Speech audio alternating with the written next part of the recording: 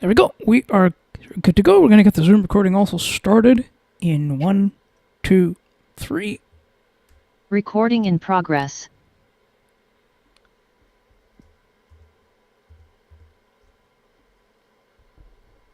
And we'll get started.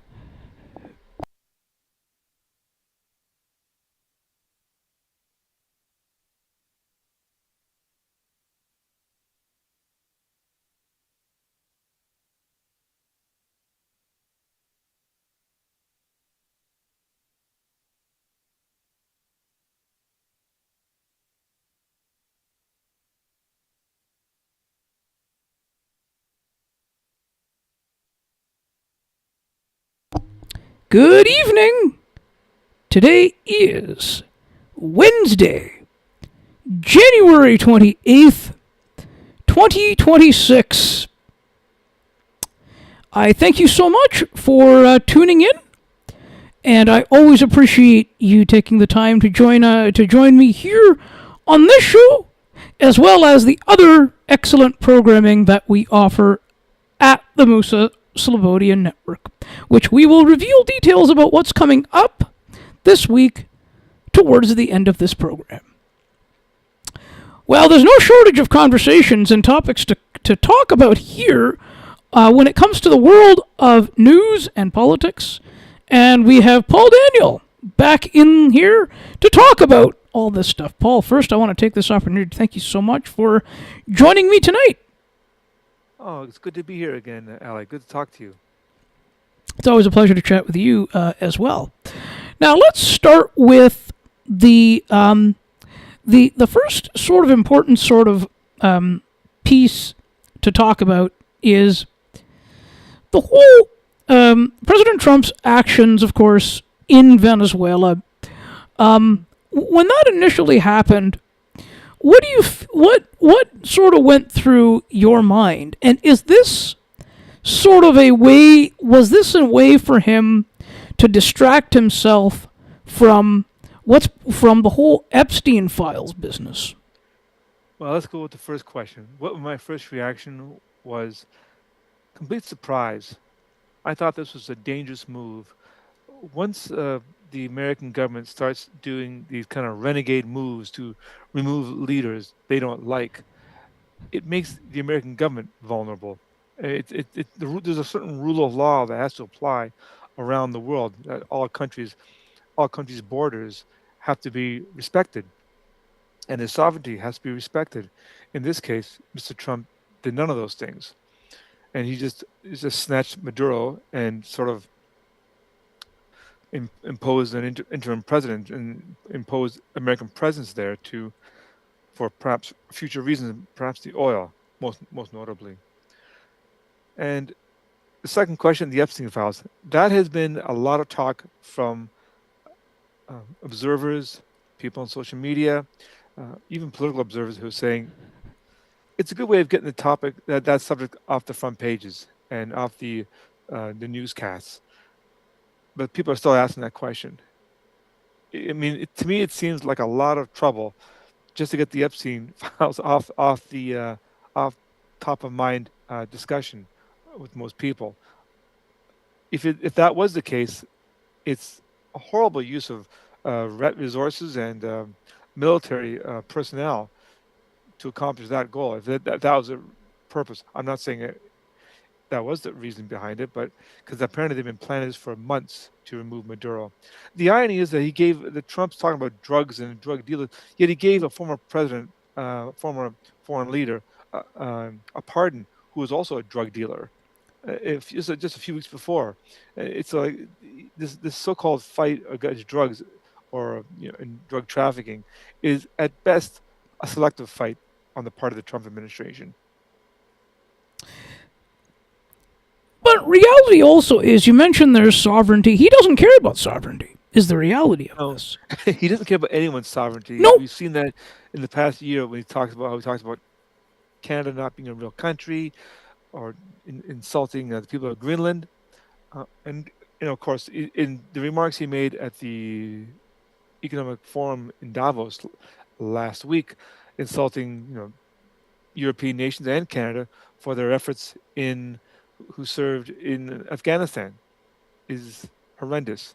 He shows no respect for anyone's sovereignty. It's almost beyond to the point you wonder, and I wonder sometimes, is this guy just playing a part, playing the part of the mean guy, or does he really believe this? I often wonder about that, and I try to avoid them. People who make long distance diagnoses of somebody, I don't know what his motivation is. This is the tough guy thing he's learned all his life. He learned from his mentor, Roy Cohen, and from his father as well. Never apologize, never explain, just do it. And he's done that to the fullest extent. And the benefit he has in this term, as opposed to his first term, is that he has nobody around him in this term to tell him no. He had people in the his first administration, saying, "You can't do that, Mr. President." Now he has people who are nothing more than glorified lackeys, telling him what he wants to hear. Well, that's the other difference, right? And see, the other side of it is he's creating this, he's creating a crisis just so that way he can cancel the midterms. I'm surprised he hasn't done it yet. He says it a few times, joking all the time, and with Trump, you can never tell. I mean, Yeah. if Trump's joking, he's got a very bad sense of humor, and he's also the president of the United States. You don't make jokes about those kind of things in public. You just don't. I mean, when did you ever see that about any other leader talk that way? Maybe in private they may say things privately, perhaps, but not in public, not in an open mic in front of an audience or a TV interview. It just seems, as I said, it's almost like he's doing it on purpose, just to bait us, to get our attention, to get a reaction out of us, which is effective in the short term for him, but it's detrimental to the public because they get exhausted with this. They get tired of this kind of daily or weekly trauma of having to deal with his comments and no matter how ridiculous they may sound.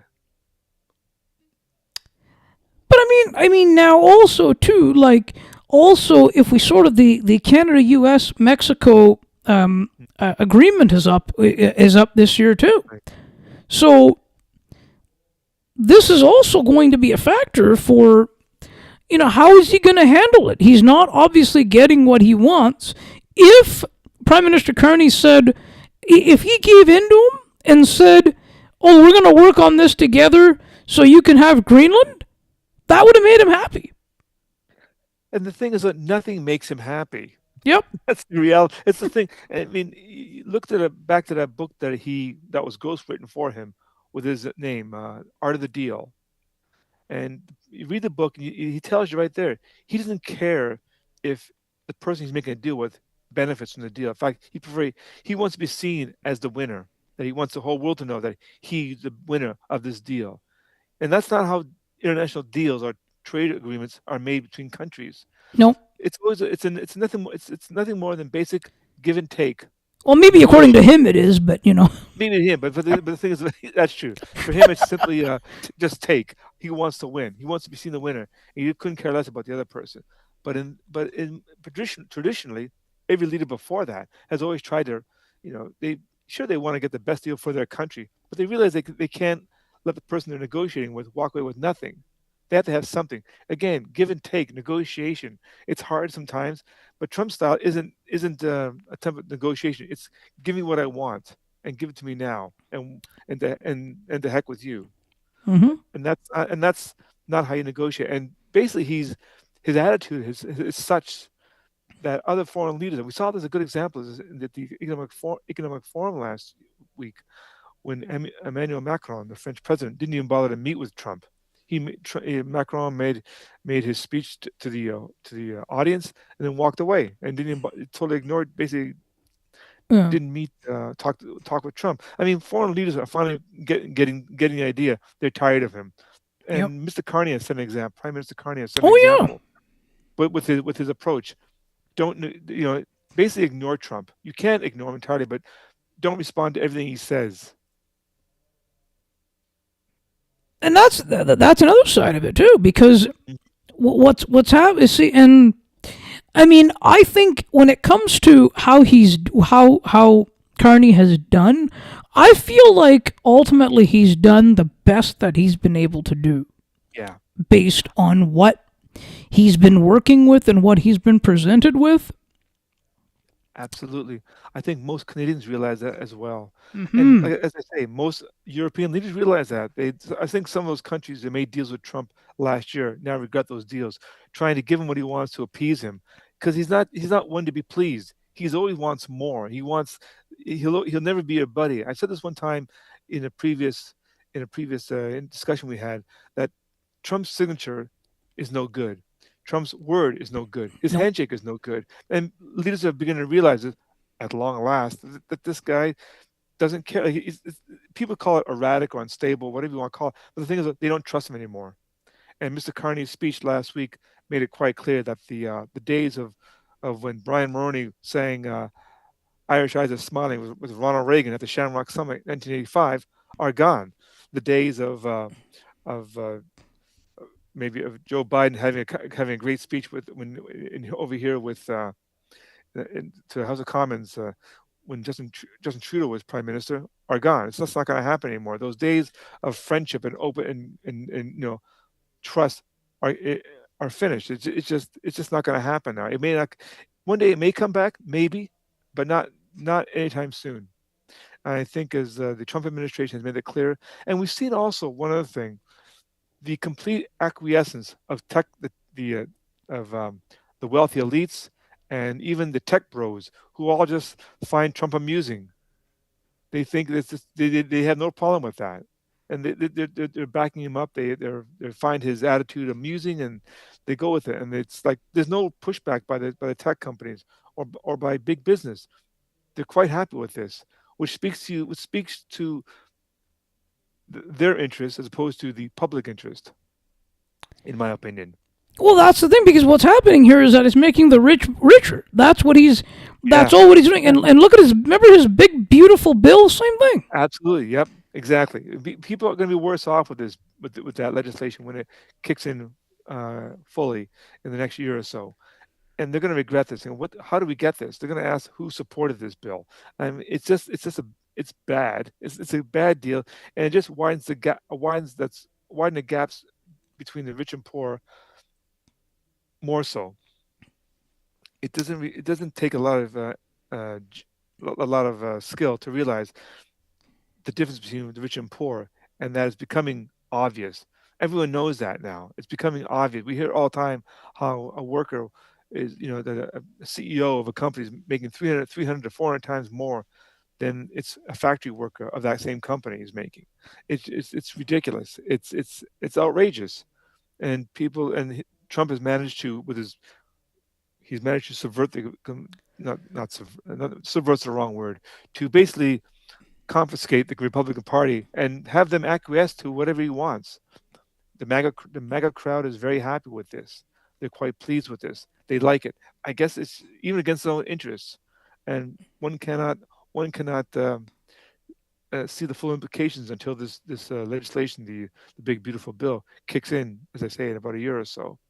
There's one thing if I want to mention, Ali, Yeah. Go I ahead. Go want to ahead. mention about Venezuela. Hmm. Trump brags a lot about deals he's made. He's made deals Hmm. with this. Got a deal with Greenland for security or whatever, which was totally unnecessary. There is no deal. There is even Denmark has said there is no deal on the table. We're not going, and there's no deal, a framework of a deal. That means nothing. Remember that phrase he used during the debate with Kamala Harris? I have concepts of a plan regarding his health care proposal. I have Yep. concepts of a plan. He has nothing. There's nothing there. And much like in Venezuela, even now, the interim president of Venezuela, Delcy Rodriguez, has said she's rejecting any continued U.S. interference in the national politics. I mean, the idea was that Trump or the Wizard would confiscate the oil, take the oil from get a deal with the Venezuelans to take their oil. That's not a guarantee of anything. That's not a guarantee that's going to happen. No. And if we've learned anything from history, he should Mr. Trump should place a call to former President George W. Bush and ask him about to explain the Iraq War in 2003, and when the United States invaded Iraq and was sort of the running the country for the next year and a half, how difficult it was, and that's the problem. And even the best of times, those kind of things don't work particularly well. If Mr. Trump thinks he can force an influence or even military confrontation in Venezuela, I think he's knocking over a hornet's nest. The implications of which we can't possibly understand or even fathom, because you don't know what it could affect the international oil supply for many countries.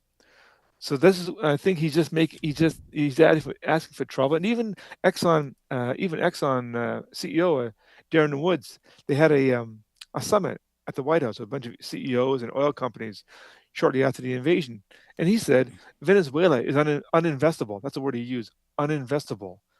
Nobody wants to put money into this because it's a tough area to invest in, and yet somehow Trump thinks big business or the elites are going to sit there and take advantage of and own the resources, or distribute the resources to the American public. Trump likes to make a big gesture, but he's not good on details. Like No, you've and seen. that's really the problem, right? That he's Correct. It is. yeah. And the other sort of, and even, I mean, you look at what's going on in Minneapolis, he's like, oh, we're going to stop this protest, this, that, but it's not going to stop until ICE gets their way out. It's coming to a head now. I mean, how many times have you and I heard other commentators and media people and reporters and journalists say, when talking about a certain moment in Trump's time, oh, he's crossed the line. This is the turning point. People are going to turn on him. I'm not going to say that because uh, it's been said so often. It means nothing now. Because Hmm. I don't know I don't know what the red line is for Trump and for his people. Uh, Him being convicted on 34 felony counts wasn't the red line, nor was him being convicted of sexual assault in a civil case was the red line, or even the insurrection. That didn't disqualify him. So I don't know what it is that people will, what his supporters, what will affect or diminish his support, what action he can take or he'll do. But I do say it's rare that Trump takes a step back and says to pause for a moment, as he did in Minneapolis. To somehow, first of all, he fired the head of the ICE the captain there, Bavino. He got fired and he had him removed, and then he brought in Tom Homan, and now they're all Trump's even using words like needs to be investigated. What happened needs to be seen. He's no longer using the heavy rhetoric as much, and we don't know. I mean, is it a turning point for Trump administration? I don't know. Um, it's possible, but as I say, we've said this many times. A turning point. This is the red line. He's crossed the line, and nothing happens. This might be something, but the fact that he's stopping and pausing on the heavy rhetoric is noteworthy. And now he's also trying to meddle in Iran. Like, what is all this? Well, again, it's a power thing. I mean, I don't for 1 minute think Trump cares about demonstrations or the lives of the people who are demonstrating. No, of course he Okay, doesn't. no, he doesn't. I mean, how do you explain that kind of if he believes that he's sending in troops, ICE officials to arrest and detain people uh, aren't even there legally, who are actual native-born Americans, and they're being arrested. I mean, it's not about he doesn't care. I don't think he cares at all one whit No, about of course the he lives doesn't. being lost. I think it's about oil again. I think it's about oil. It just seems that way. I mean, he's playing tough. Also, Trump likes playing tough. Likes playing a tough guy. And he has And the other thing is he also likes power. He also what he's doing is he's misusing his power. He's abusing his power and he's misusing it. very much so. It's going to be he's shattering by doing what he's doing. I think he's shattering the presidency in a way that he'll diminish it. He's using all these his powers that he has available to him, and even powers he doesn't have available. He's just breaking the rules. I mean, the guardrails have all fallen. No one is standing up to him and saying, "You can't do that, Mr. President." No one's telling him no. And I think the best we got. I think the best time we saw that was Mark Carney's speech. But we'll go to that. We'll follow that. I'll follow that up later. Yeah, But go ahead. yeah, Go ahead. You can touch on there are that. no there, no, no there are no guardrails on Trump, and I think when he does that, he's actually diminishing the presidency because the next president is not going to try those kind of things. Whoever comes in and follows Trump after this is not going to follow do those kind of things. And Congress, the next Congress, whoever may be holding, may be a lot more diligent in keeping the powers, uh, keep maintaining the power and keeping the president in line. And Yeah, for when will Trump, that even be? you never know. I mean, right now the polls say that the Democratic Party are in a good place to win control of the House. Maybe the Senate, but I'm not. I wouldn't bet on that, but it's possible. But it's a long time to go before Election Day, the midterms. But I think the, um, I think that the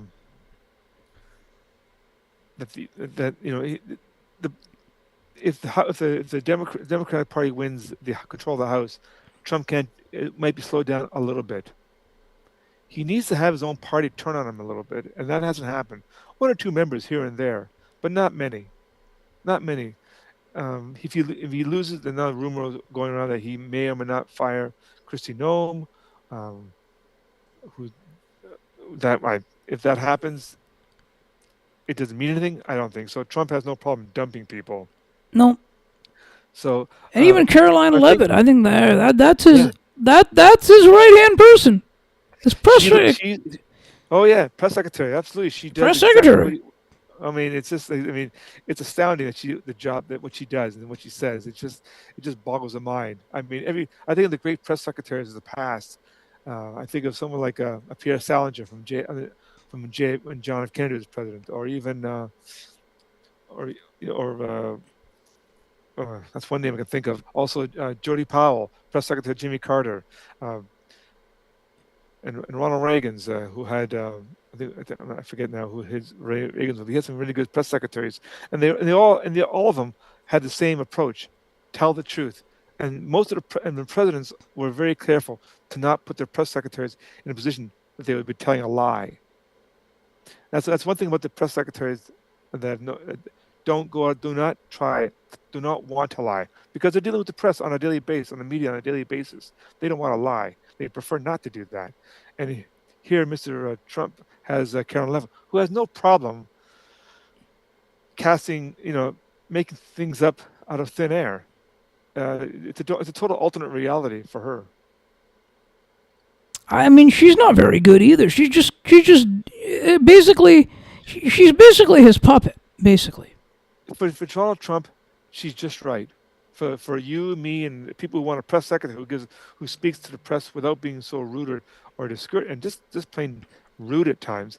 Just she's not a very good press secretary. She's easily not a very good one. No, she is rude at times. If you listen to her speak, yeah, and that's unnecessarily so. There's no need to be that way. The press relationship with the presidency is always going to be a combative one, but but usually a respectful combative one. They're not overly aggressive and this kind of vitriol you hear from Ms. Levitt is unfortunate, but that's the approach. That's what Trump likes. Again, no apology, no explanation. Never saying, never correcting himself. So they're always right. The press is always wrong. We're always right. no. And that's not what a press secretary does. Yeah, exactly. Good ones don't do that. Good ones don't do that. No, but here's the scary part: if something happens to Trump, Vance becomes the president. That's true. I mean, that's not really much better. I know somebody read some piece a few months ago, saying that an observer, I think it was an excerpt from a book coming out soon about the Trump administration thus far, and he says one thing about Vance is the man is full of conspiracy theories. It's just conspiracy theory all the time. Conspiracy theory about this, conspiracy theory about that. That's not. You don't need a president like that. I mean, I'll give you, if I may give an example. One guy I never thought too much. I wasn't at the time read about at the time was Richard Nixon, but Nixon didn't believe in conspiracy theories. He didn't go there and he had people. He had a solid knowledge and understanding. Smart man, or even a Jerry Ford, or even a Ronald Reagan, who had George W. Bush, had a vice president. Bush did not engage in conspiracy theories. He was a competent vice president, and a fairly decent president on his own right. This kind of I've said this before on this program, and I hate to Yeah. repeat myself here on this, No, but no, that's okay. it's simply he's got a D-list, a crowd of teams. This is not the best and the brightest here. We're not talking the best around.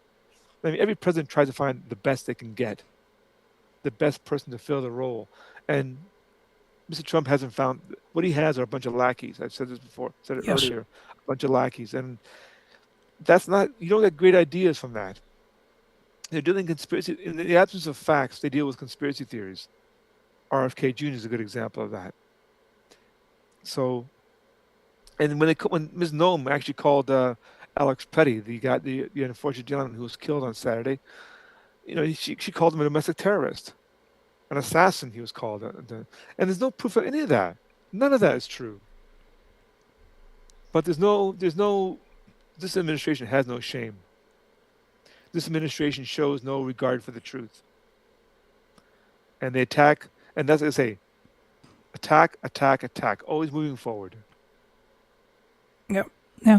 Well, the only way this will stop is, I mean, this could stop. This could really stop tomorrow if Congress steps in and says no more. But that's really not going to happen. It's not going to happen. No. The Republicans are too afraid of Trump. Trump will always primary them. If you don't support me, I'm gonna challenge you in the primaries, and he's doing that. And what appalls me, appalls me and surprises me at the same time, is how scared they are. And my view is this: so what? So you get primaried, so you might lose your seat. So what? These guys have already done quite well for themselves financially. So what? You lose your job, you get defeated. You had jobs before you got elected, didn't you? Go back to that. I mean, I was thinking, no one's that important. Just take a stand, grow a spine, and say no to this man. Try and reinforce the guardrails, weak as they are. Try and stand up to the president when he's wrong, when when he's getting on a line, or he's crossing a line that shouldn't be crossed. But none of the Republicans seem, or at least not enough Republicans are inclined to do that. They're afraid of being primaried. Some are even afraid of threats. And my view is public service has its risks. This is one of them. You sign up with this guy, and now you want to stand up to him, which is I think is a noble thing, to stand up to the president sometimes on a good cause. You might lose your election. You might be defeated. So be it. I'm not suggesting that you shouldn't take precautions if you're being threatened. By all means, take precautions, but stand up to the guy. All that can happen is you're going to lose, and the pensions are pretty good for you for the U.S. Senate and for U.S. congressmen and congresspersons. They do quite well. Oh yeah. So, why you're so afraid of standing up to this man is beyond me. It's a mystery to me. Yeah, I think it's interesting too. Now, and what did you think of Carney's speech in Davos at the World Economic Forum? I thought he did a good job. He did a very fine job. I think he nailed it quite well. It was understated. He was the right guy at the right time, the right speech. It was understated in terms of tone. Mr. Carney, I think it's fair to say, is not what you call a charismatic speaker, but he's a good speaker in the sense that he's clear and he can be heard, and his words speak volumes. And I think he hit the right tone. He made an acknowledgement without pointing to any names, referring mostly to China, I think, Russia, most notably Russia and United States. But he made a classic tone in terms of a classic speech in the sense that he hit the right tone and he spoke well to conveying his point, and people appreciated that. I mean, everyone's going on about this speech, saying it was a very good speech, as a contrast to the speech that President Trump made the very next day, which was full of incoherent statements and vitriol and nothing but fiction, in my opinion. Yep. And just in his typical recipe of insults and fiction and grievances. I think the So I other thought side Mr. of it, Carney like, go ahead. sorry, go ahead. No, no, go ahead, go ahead. I think no, I think Mr. Carney did a very fine job in his speech. I thought I was very, very impressed. It was the right tone, like I say, right tone, right speech at the right time, and but with the right guy saying it. I think if just Justin Trudeau had said this speech, it may not have worked as well. Just again, not to no offense to Justin Trudeau, just as No, simply no. that it's just a just different style, and it worked. And in Mr. Carney's case, it worked very well. And yeah, I think he raised Canada's stature around the world with that speech. I think he became he raised the country's stature among the Europeans. They're saying, that was that's how good the speech was. Somebody called it the most significant speech made by a Canadian Prime Minister since Louis Saint Laurent in 1948 about the importance of the United Nations. That's the kind of that's the kind of that's the kind of speech it was, and that's pretty significant. You put in the good company of Louis Saint Laurent, who also was not a charismatic speaker, but a very plain spoken kind of a guy, but one of the most successful prime ministers of this country in this country's history. So he's in good company. It really drove me nuts because when Trump kind of was sworn into office, Justin Trudeau was the prime minister, and then he kept calling him Governor Trudeau. I'm like, what? What is he doing? It's just childish. It's childish. It's he's trying to bait people, right? Yeah. It was ridiculous and insulting when he did it the first time with Trudeau. He's doing it again now, like with Mr. Carney, and it's not working. Then as I say, leaders are beginning to realize we're wasting our time with Trump. Work with him when we have to on certain things, but for the most part, let's ignore him. Yep. They're just not paying attention now. As long as what he does not affect them, they're not going to go crazy and go trying to appease him. And I think even appeasing him is not going to work anymore. They realize that appeasing him isn't going to work. So we'll talk with them, we'll put up with them, but we're not going to deal with it if we can avoid it. I mean, of all people, one person I find of among the Europeans, Giorgia Meloni, the Prime Minister of Italy, head of the Sons of Italy party, a fascist party, and she borrowed some lines from Trump about the Trump-like statements and approaches that got her elected a couple of years back. And even she doesn't want to is like, for example, she's been very clear what they won't do. She won't join the Board of Peace, a ridiculous Board of Peace. I call it ridiculous because Yeah. it just seems like a grift. Like he wants all the countries to pay $1 billion. No one knows for what though.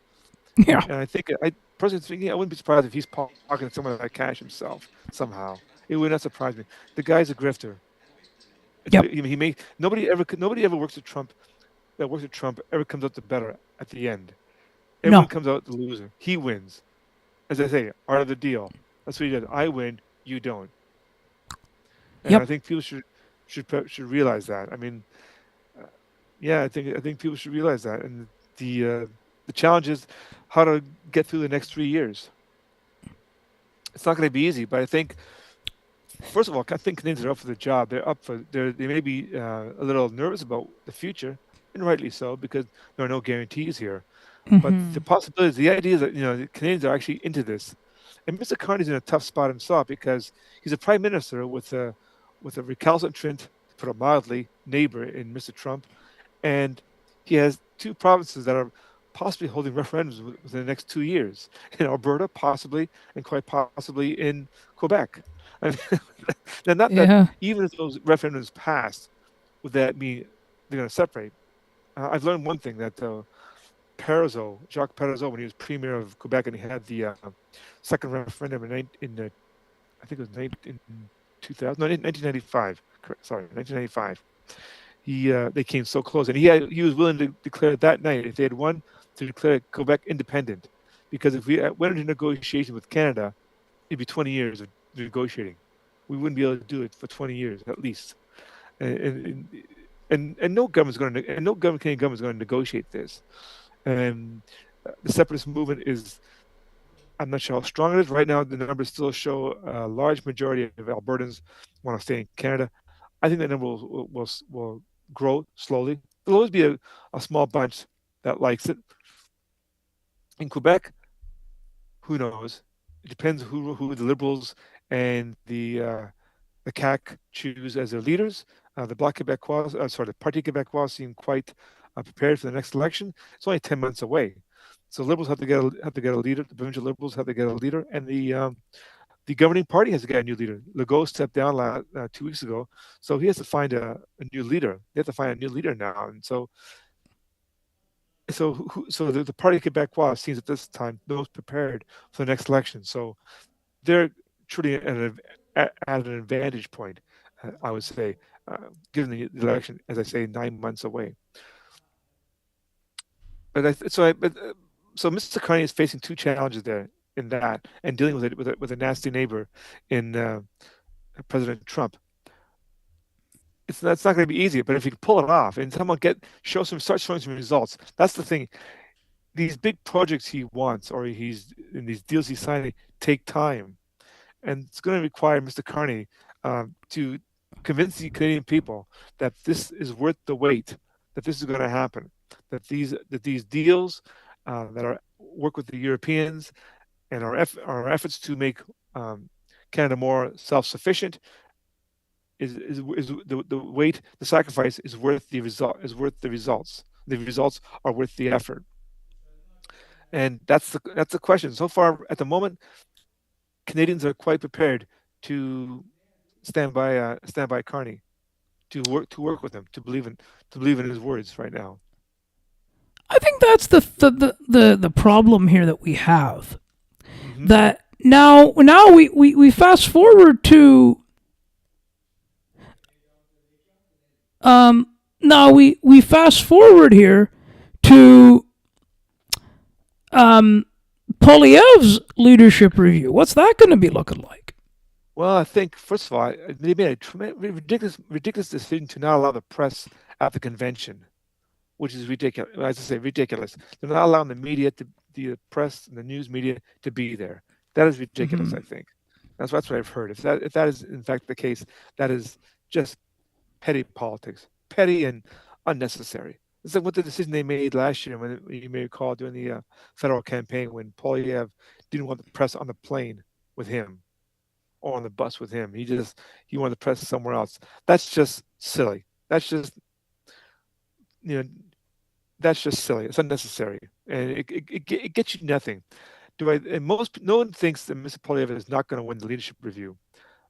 I think Chantal Hébert on a podcast with Peter Mansbridge, Mm-hmm. she said 80 to 80 over anything over 80 is good. Anything under 80 is you start to ask questions. But I've seen no indication, and I don't think I've seen, read, or no indications that Mr. Poilievre is in any kind of trouble. If anything, I think Mr. Poilievre has made a couple of moves in the past few weeks that showed he's getting the message he can't play these little gimmicks anymore, these silly little gimmicks he has that he's done. He's like he was said it like in the past, like he would call name calling, or he would criticize every little thing that even so insignificant as to be ridiculous. But when Carney came back from the Davos trip, Yep. he actually wrote a 6-page response. Mr. Poilievre did, and he praised Carney for his speech and for his work, but he offered some criticism, which are fair, on issues and all, and that was fair. I thought that's what you need to do. You can't be this petty little childlike. You can't be a Trump-like character in Canada. It won't work. No. It's the problem with Mr. Poilievre has is Maple MAGA is part of his party. Yes. Right, and that's going to become a growing problem for the Conservatives, because if they should make a phone call to the Republican Party of 15 years ago and say, listen, how do you deal with these guys? Because you guys didn't deal with them last time. The Republicans did not deal with the Tea Party crowd and the conspiracy, all the people letting conspiracies get out of hand and letting Trump get a foothold in the party. And look where we are with the United States. Mr. Poilievre has a problem. He has to deal with these Maple MAGA crowd, some of them who are Canadian the People's Party of Canada as well. And the funny is, the ironic thing is, Trump is very popular with many members of his party. Mm-hmm. But he's not popular among Canadians. So the largest number of members of political parties who think Alberta separatism is a good idea is highest among Conservative Party members, which is ironic. So Mr. Poilievre cannot criticize President Trump too harshly. He has to be careful about that,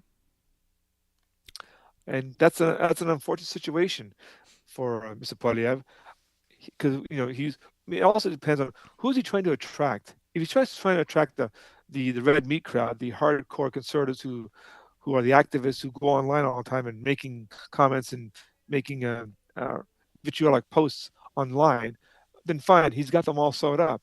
But if you're trying to reach the independents, those who are not loyal to any party but are willing to listen, that's not how you do it. He's going to have to show that he has um, the wherewithal and the chops to stand up to Donald Trump, and nothing so far has shown that he can do that or is willing to be as tough as he would need to be. And that's again, it's a challenge because he does not want to alienate the base of his party. Yeah. But let me want to say one thing though. I have no reason to think that Mr. Polyev is not going to do very well on Sunday, when the Sunday the results on the weekend on Sunday when the results come through. I would not be surprised 80% or more. I would not be surprised with that at all. I'd be very shocked if it's under 80. I'd be shocked if that happened. What do you think, Ali? What do you think? How do you think the result will be on Sunday? Unfortunately, I kind of well, I feel like I feel like they're just going to give him a thumbs up and he's going to stay in there. How high? 80% or more? Yeah, Yeah, approval rating. I yeah. think so.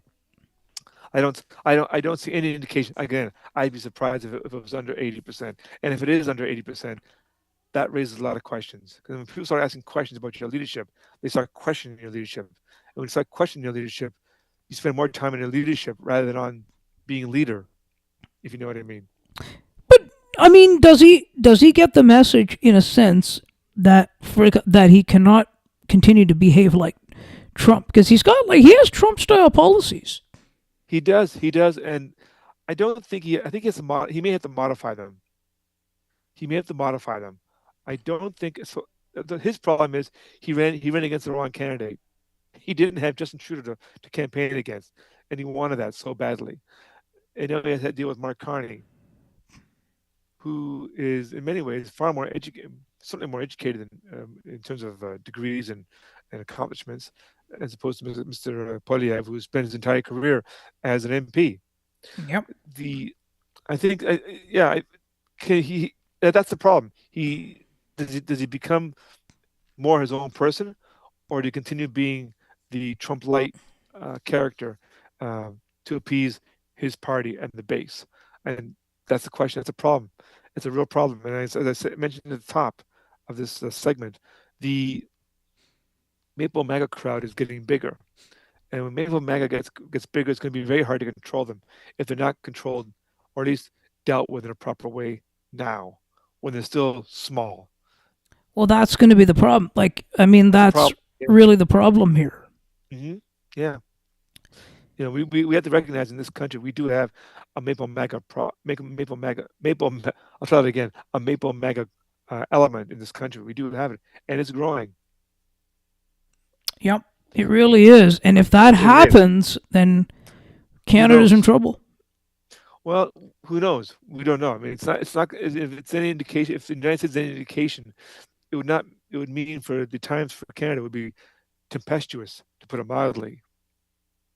Well, yep. But do you see an invasion of Canada by the U.S. like No, Trump's talking about? I doubt. You know what? No, I don't see that happening. I really don't see that happening. Although I have read that Canadian forces are taking training courses now in how to deal with an impossible U.S. invasion, should it ever happen. The same way the Mujahideen dealt with the Americans when they invaded Afghanistan. If you can believe that. I mean, we don't have the numbers that the Americans have. But one thing as history has shown us, both in Afghanistan and in Iraq, numbers don't mean anything. You can have 5,000 soldiers, and the other team can have 100,000. But if you can do things a certain way, you can slow them down a lot, make things difficult. You know, and but that's I don't think for a moment seriously that the Trump would ever invade Canada. It would be a NATO ally attacking a NATO country attacking a NATO ally it would be ridiculous. Just think of the consequences; they'd be enormous. And like I said, as I say for the third time, I, I don't see it happening. It's Trump can talk all that way. I don't think even his military would say, "Do you really want to do this? Going to Canada? Do we really want to attack our closest ally?" I don't know. I don't. It's not going to happen. So it's is it always possible? Anything's possible. Anything is, I just that's what think we've learned. I don't think it's going to happen though. I mean, yeah, I don't see it happening. And I think one thing that I like Mr. Carney's doing, he's putting more money and effort into improving our military, which is good. I think it's a good idea. Rebuild our military, get it back, and there's even talk now of them foregoing the F-35s that they had with to go with maybe some European models. That would be a real slap in the face to the Americans. But I'm not so opposed to that idea. I think it'd be a good idea, perhaps. The F-35s are they were a committee built by they were a plane built by a committee, and I'm not so sure that the F-35s are what we need. That maybe we can find something better that serves our needs and not as expensive among the European Oh yeah. nations. Or, but then again, if Mr. Carney decides to go with the F-35s, so be it. I mean, we had to do something to replace our CF-18s. When do you see, though, if at all, or I should ask you, what position do you see the Maple Mega movement growing? How do you see it?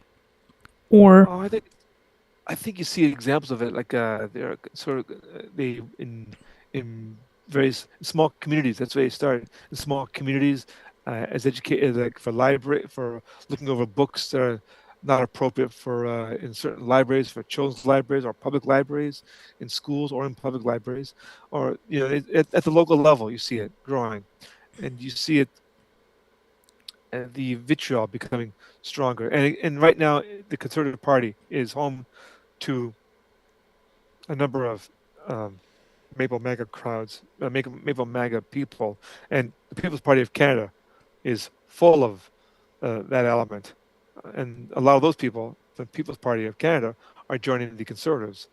So again, it's going to be a problem. And again, all you got to do is count the number of podcasts that are out there that offer um, this kind of hardcore far right uh,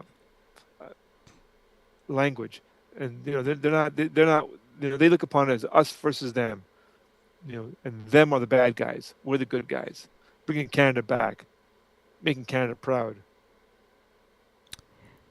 but that kind So of message, that's almost like a Trump message. It yeah, resonates, and then exactly. when Oh they yeah, get into it does. power, then it starts becoming an issue. Yep, exactly. It's a Trump message, making Canada proud. Of course, making Canada. That's it's a. And wouldn't be surprised if someone uses that line. There's already online a group called Canada Proud, I believe, and they were a bunch of former Tories.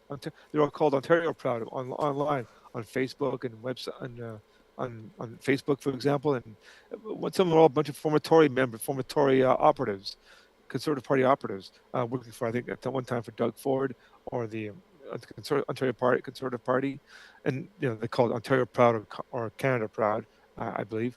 So the it's an element there. Maple Mega is a lot more extreme, though. They're Yep. a lot more extreme, and that's again, it has to be dealt with. And the best way to deal with it is to they prosper in bad times. Bad people, bad extremism uh, benefits with bad times or tough times, and we are certainly in tough times right now. And the best thing Mr. Carney could do is get the economy moving again, not just holding steady, but to do better. Get the economic engine going again. Having Canadians feel better about themselves, feel better about their prospects. And if you can do that, that kind of kills or minimizes a lot the MAGA crowd in Canada, in this country. It's nuts, though. Like, I think one of the things that we have to sort of, like, and you know what the problem is? You get these kinds of people elected because people aren't paying attention to what's really going on. I think they pay attention, but they pay attention selectively. I think Yeah. they pay attention when it comes to something like the during the elections. Usually, in between campaigns, they're parked voters. They park their votes with a party. Say, "Oh, I'm going to vote for them. I support them right now." You know, and then come election time, they start paying more attention. They change their mind sometime. I always use the story um, in 1982, when David Peterson was elected leader of the Ontario Liberal Party. Bill Davis was in his 11th year as Premier of Ontario, and no sign that he was in any trouble. And at one point, Peterson faced questions of his leadership, and some members of his Liberal Party in Ontario quit the party and joined the federal Liberals. And people say, "Oh, Peterson's party is not doing too well. He might be in trouble." As it turned out, in 1985, he lost a very close election to the new Conservative Premier of Ontario, Frank Miller, but he lost by 2 seats. And with the NDP, he defeated the government, and he became Premier. So, and then 3 years later, he won the largest majority in Ontario's history. So, in between campaigns doesn't really mean a lot. It's when the campaign happens, people pay attention. People don't pay unless there's a scandal going on, and even then, it has to be a really easy scandal to understand for some people. The people like you and me might find it get into it and find it interesting and all, even entertaining. Yeah. But a lot of people don't. They can't follow. They don't have the time to follow all the details, and they look upon it on their own life. How am I doing? Am I doing better than I was 4 years ago? If I'm not, Yeah. maybe it's time for a change. Well, I mean that's another difference too. That you're Sure. seeing people like. I mean, I think it's a lot of it is. I think people just get tired of it. I think that's the Oh real yeah. issue. In some ways, there's too much politics. Yeah. News media has, I think, and this is something I think that, especially in the United States, they turn the evening news into entertainment with especially the cable news networks. Yeah. They have like constant repetition of the same story all day. They have constant talk about an issue, and then they have five, six people, uh, two people, three people on the left, three people on the right, arguing about opponents. Da, da, da, da, and all they're doing is just reading talking points for the most part. And it's entertaining. They're arguing, yelling. Nothing's been accomplished. It's just noise. And they always talk about this. They always talk about the same issues. Let me ask you, Ali, when was the last time you saw any talk show, any one of those panel discussion shows, talk about disability issues on those programs? When? You haven't. And the answer, never, never. Never. They Yeah. don't. The disabled don't count. They don't count on these things, and because it's not sexy enough. Mm-hmm. Let's talk about about the guy who or some other issue, but they don't talk about that because it's like real issues. People who have to deal with real issues and real problems. They talk about all the topics that get all the noise. I think, and that's what turns people off. Yep. They don't like the noise, and social media, which could be so much better, especially on in the Twitter, could have been so much better. But Mr. Musk has decided to get rid of all the guardrails. It's just And a look at the swamp. mess it's Of, turned into. yeah, it's a swamp. It's a swamp and full of invective and just gutter attitudes. It's disappointing. The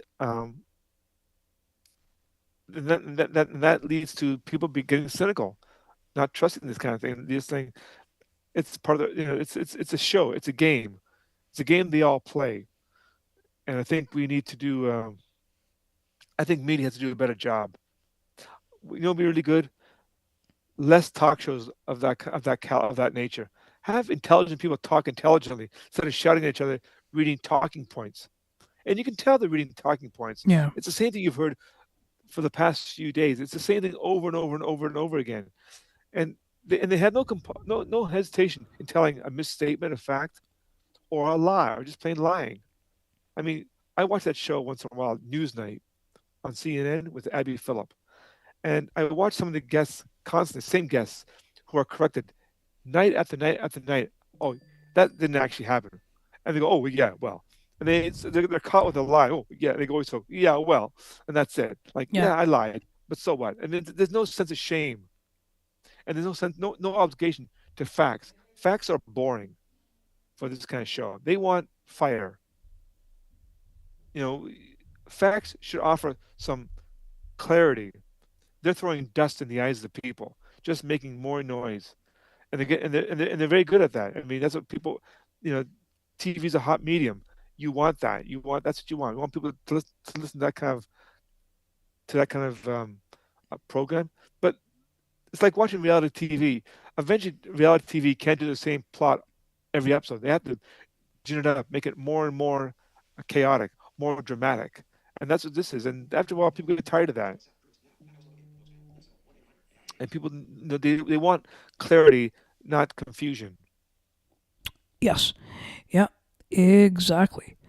Well, it's that time in the show that we're going to be revealing what is coming up here on the Musa Slobodia Network. Well, tomorrow, which is Thursday, the January 29th, for this month only, on a Thursday, we have the books panel returning, which is tomorrow night. And we're going to be talking about the book An Anatomy of a Con Artist by Jonathan Walton, I believe is the author. And check in for that. That airs live at 7:30 p.m. Eastern tomorrow, Thursday, January 29th. And then we will be having on Sunday, which will be February 1st by then, the day of the Leadership Convention, or the Leadership Review. We have another Ali and McCara show coming up, where we will be discussing on that show Steve Dangle's book, This Team is Ruining My Life, But I Love Them, quote. And then on Monday, February 2nd, this show returns with Jim Taddy to talk Leafs, Blue Jays, and Raptors, and a bunch of other stuff. I know the Olympic break is coming up as well. Well, Paul, where can people find you on the online? I know you're on Instagram, I believe. Yeah, you can find me at PPX Daniel. Paul yeah, it's Paul PX Daniel. I said Paul PX Daniel on Instagram, and you can find me on Twitter at PDaniel2553. That's my handle. There we go. And you can check us out at the MusaSlobodiaNetwork.ca, the AliMusa.show.ca. You can find all links to everything there as well. You can find links there to all the shows and all the content. Well, Paul, let's do this real soon. There's always some news in the making. Certainly with Mr. Trump in office, there's always something to talk about. Yes, oh, yeah. Absolutely. I think it's just. I think what he's trying to do is create. It's like a reality show, like entertainment. Yeah, exactly. A reality show. Yeah, exactly. You got it right there. There you go. There it is. We just figured it out. It's a reality show. This is all getting good ratings. All right, of course. Yeah, get people's attention going. Certainly.